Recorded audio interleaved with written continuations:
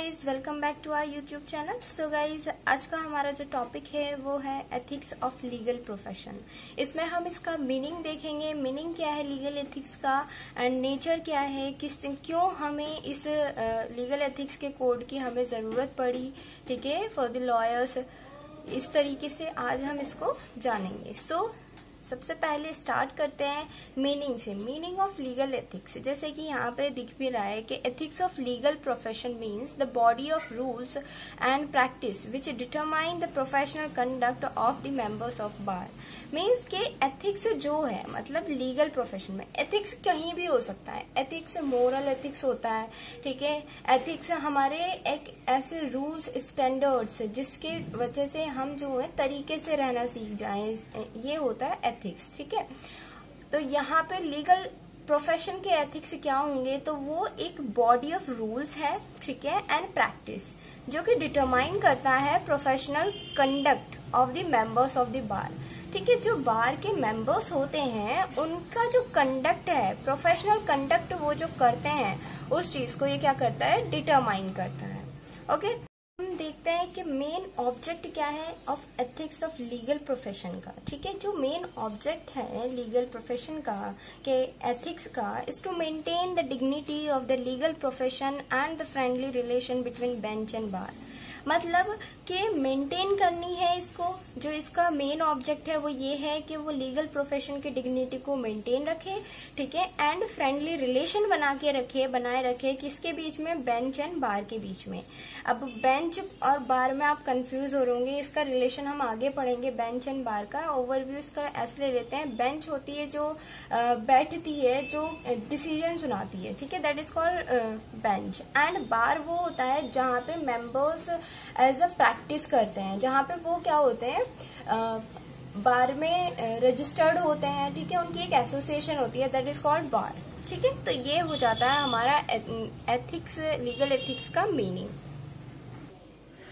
अब आते हैं हम नेचर पे। नेचर जो इसका professional ethics as a code of conduct, return भी हो सकता है वो कोड, अनरिटर्न भी हो सकता है, ठीक है, for regulating the behavior of practicing lawyer towards himself, his client, his adversary in law and the court, ठीक है। तो वो जो प्रैक्टिसिंग लॉयर है उनके बिहेवियर को रेगुलेट करता है, ठीक है। इसका नेचर यही है। लीगल एथिक्स का जो कोड बना हुआ है, फॉर एग्जांपल लीगल एथिक्स की पूरी बुक है, ठीक है, तो उसमें यही सारी चीजें बता रखी हैं कि एक लॉयर की क्या ड्यूटीज हैं, ठीक है, उसके क्या राइट्स हैं, उसको अपने प्रोफेशन को लेके किस तरीके से जागरूक होना है और कोई मिसयूज नहीं करना अपने प्रोफेशन को लेके। बहुत से क्या हो जाते हैं, बहुत ज्यादा रोब झाड़ते हैं कि भाई क्या कहते हैं, हम जो हैं हम ही हैं सर्वे सर्वा। ऐसा कुछ नहीं है, वहां पे कुछ रेस्ट्रिक्शंस भी हैं, लिमिटेशंस दी गई हैं लॉयर्स की कि आपको इन लिमिटेशंस में रहकर ही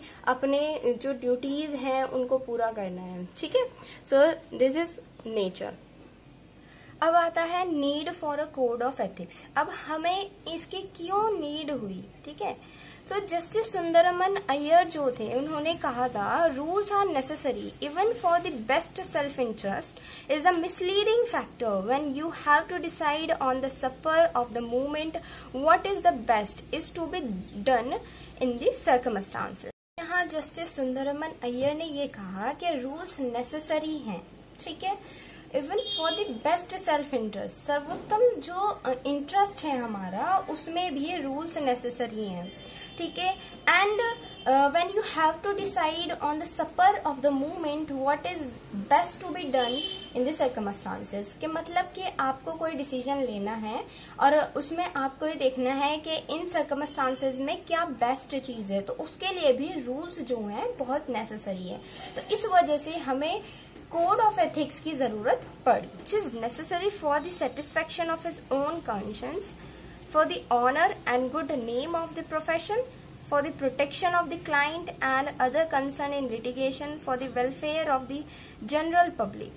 Means कि जो ये है कोड ऑफ एथिक्स है, ये नेसेसरी इसलिए है कि जो लॉयर है उसके खुद के कॉन्शियंस के सेटिस्फेक्शन के लिए, ठीक है, उसके प्रोफेशन के ऑनर और उसकी एक गुड नेम के लिए, ठीक है, फॉर द प्रोटेक्शन, क्लाइंट को प्रोटेक्शन करने के लिए एंड अदर कंसर्निंग लिटिगेशन में for the welfare of the general public के वेलफेयर के एस्पेक्ट से भी ये नेसेसरी है, ठीक है। तो इसलिए जो इसकी नीड हुई इस वजह से हुई।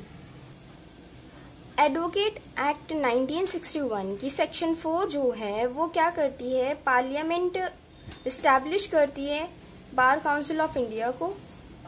Section 7 clause 1 sub clause B जो है वो the council has to lay down standards of professional conduct and etiquette for advocates. Council lay down करती है स्टैंडर्ड्स प्रोफेशनल कंडक्ट के लिए के एडवोकेट्स के लिए। ओके, सो ये सेक्शन इंपॉर्टेंट है, section 4 section 7 clause 1।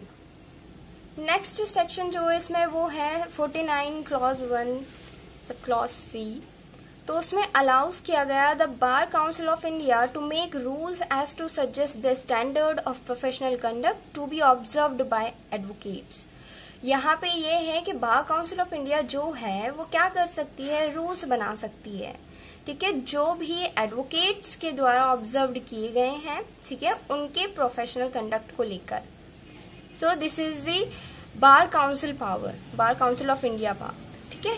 Now the bar council of India rules क्या कहते हैं कि the bar council of India has framed the rules under part 6 of chapter 2 dealing with the standard of professional conduct of lawyers. मतलब जो बार council of India है, ठीक है, वो फ्रेम्ड की गई है पूरी, वो क्या करती है, रूल्स जो उसमें दिए गए हैं पार्ट 6 चैप्टर 2 में दिए गए हैं, जो कि डीलिंग करते हैं प्रोफेशनल लॉयर्स के प्रोफेशनल कंडक्ट के स्टैंडर्ड को लेकर, ठीक है।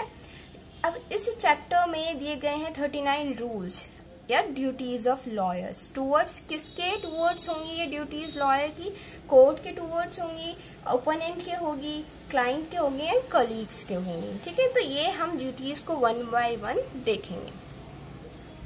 सो गाइज यहाँ तक का हमारा टॉपिक कंप्लीट हो गया है। अब ये जो ड्यूटीज बचती हैं इसको हम नेक्स्ट वीडियो में कवर करेंगे। Okay, so thank you so much for watching my video.